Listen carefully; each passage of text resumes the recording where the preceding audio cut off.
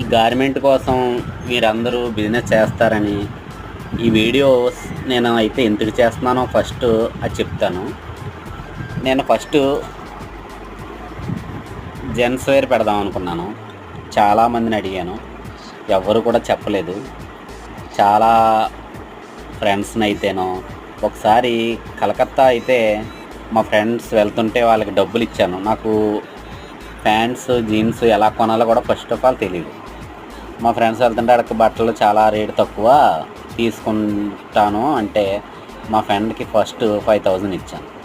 5000 ఇస్తే పాపం వాడు బట్టలు తీసుకొచ్చాడు.